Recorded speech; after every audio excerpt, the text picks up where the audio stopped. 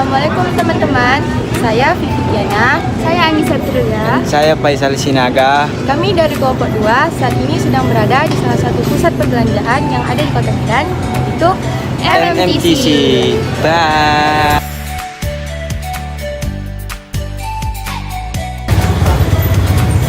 Nah teman-teman, saat ini kita sudah bersama salah satu narasumber kita yang akan kita tanya-tanya nih di beberapa waktu ke depannya. Nah sebelum kita tanya-tanya, kita persilakan dulu nih kakaknya untuk memperkenalkan diri. Nah, untuk kakaknya boleh dong diperkenalkan. Halo semua, nama saya Suci Ramadhani, ownernya dari toko Chai Shop yang berada di MMTC Pancing Blok Festival 15. Ini sudah selesai kan, sudah selesai memperkenalkan diri. Maka dari itu kita langsung aja untuk mempersingkat waktu. Kita mulai tanya-tanyanya nih ya. Nah kak, sebelumnya saya mau tahu dulu kakak kira-kira mulai berusaha atau mulai dagang ini sudah sejak kapan atau udah berapa lama? Sudah sejak 2018. Lumayan lama ya kak. Nah selama kakak mulai dagang atau mulai usaha, udah pernah belum dengar istilah khiyar dalam berdagang? Terutama kita sebagai umat muslim gitu. Belum. Berarti kalau gitu belum tahu juga ya kalau konsep berdagang menggunakan konsep khiyar. Nah, kami di sini izin kasih tahu ya kak, mana tahu di kemudian hari kakak mau menerapkan konsep ini dalam usahanya. Khiyar itu seperti istilahnya suatu pilihan yang kita kasih ya di antara dua belah pihak, kita sebagai penjual atau kita sebagai pembeli.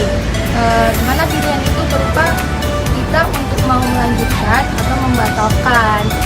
Misalnya kan mungkin kakak sebagai penjual kurang terima atau kurang sesuai dengan tawaran yang diberikan pembeli, maka kan kakak berhak untuk membatalkan transaksi tersebut dengan syarat kak bilang mungkin coba tanya dulu bu di tempat lain, mana tahu harganya lebih miring daripada di tempat saya.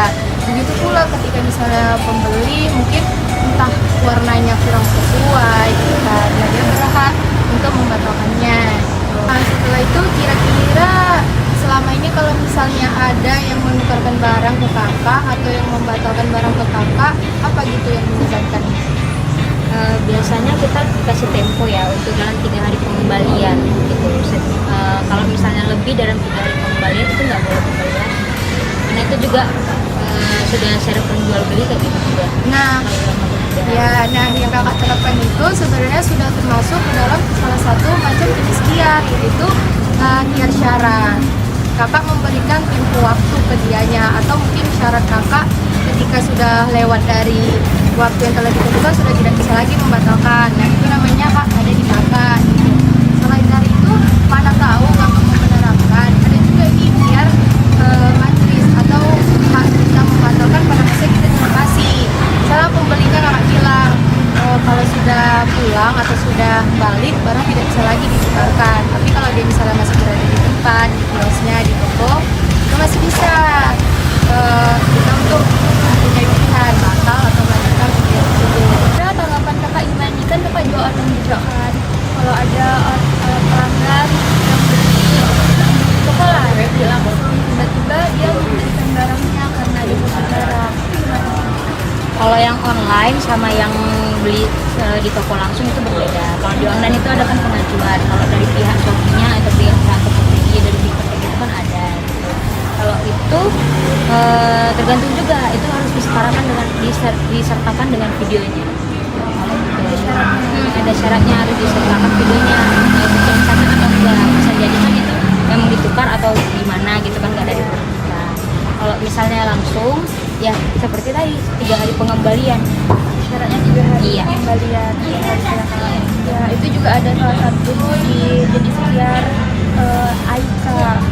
Nah terus kalau ada yang membatalkan barangnya sebelum melihat barangnya gimana Pak? Kalau bisa online Banyak sih, banyak ada juga lah beberapa kan. Itu nggak dibatalkan karena mereka nggak mau, karena mereka belum nyampe ke tujuan yang kurirnya itu nggak mau mengantar gitu, karena jaraknya lebih jauh gitu. Ada juga semalam ditanya gitu. Jadi nggak ada ya kak yang dia pesen nih tiba-tiba tiba-tiba dibatalin ada ya kak, jadi udah sampai tempat gitu ya? Iya udah sampai tempat dibuka, tiba dibuka entah ada jahitan yang rusak gitu kan, kita kan nggak bisa periksa satu-satu Iya. gitu ya untuk pengirimannya. Ya, itu termasuk QR artinya juga sih kak, berarti kurang lebih kurangnya kakak udah termasuk jualan yang menerapkan sistem QR. QR. Tapi kan kak, kadang nih ada pembeli yang mungkin non muslim gitu kan, ya kita mungkin mana bisa menerapkan sistem ini ke mereka gitu. Bagi mereka ya kalau memang barang mereka tidak sesuai ya tukar aja gitu kan. Yang seharusnya kalau bagi kita orang muslim ya ada syarat-syarat yang harus kita penuhi, walaupun kita bisa mempunyai hak memilih melanjutkan ataupun membatalkan, ada syarat yang harus kita penuhi gitu. Jadi kalau misalnya kakak mendapatkan customer yang orang non muslim gitu kan, sebelum kakak tahu gitu tentang QR ini, gimana kakak merespon mereka ketika mau mengembalikan barang? Sebenarnya kalau itu ya di luar dari badan Islam itu juga udah ada sih di di perekonomian ini, cara cita-cita cara penjual beli itu gimana, syarat-syaratnya apa aja yang mengesahkan atau nggak mengesahkannya, itu umum sih. Karena syarat berbeda gitu ya Betul. Jadi Kayak sama-sama udah tahu lah gitu Iya, pastinya. hanya saja mungkin ini bagi kita ke lebih gimana ya, lebih ada ajaran lebih baiknya Islamnya lagi gitu. tulisnya. Nah, tadi kan kakak mengatakan bahwasannya ini terjadi penukaran barang ini dalam sistem kita berdagang atau berjualan. Tapi ya gitu juga gitu kak, kalau di QR ini ada juga syarat-syarat yang harus kita penuhi. Ya, yang pertama itu dalam waktu tertentu dalam transaksi kak. Misalnya setelah penerimaan barang kayak yang tadi setelah 3 hari gitu kan kak, penerimaan barang baru bisa lewat, udah nggak bisa. Itu sama juga dengan QR. Baru yang kedua itu ada kesepakatan dari kedua belah pihak. Misalnya ya dia membeli barang tapi tidak sesuai, dia bisa berhak untuk memilih mengembalikan atau tidak. Nah, baru yang ketiga itu yang dibeli, barang yang dibeli itu harus sesuai. Misalnya kalau cacat atau kurang berbeda lah dari yang di perjanjiannya, dia bisa memilih untuk mengembalikan itu. Membuat hak tiarnya lah sama kakak ya kan. Baru penjual dan pembeli harus ada saat transaksi kayak tukar barang. Kalau misalnya temennya yang beli nih untuk dia, tiba-tiba dia membeli sama kakak, itu bisa syarat-syaratnya tidak sesuai, jadi itu tidak bisa dikembalikan lah ke kakak kalau menurut ya. Aja sih syarat-syaratnya Kak. Terima kasih. Tadi saya sudah melihat kakak tanya jawab bersama teman saya. Tanpa kakak sadari, kakak telah melakukan QR, yaitu hikmah yang kita dapat dari hari ini kak, adanya kenyamanan dan kepuasan bagi belah pihak yang baik. Kedua, kesempurnaan, dan ketiga, terhindar dari adanya penipuan. Baik kak, terima kasih. Ini saja yang kami tanyakan.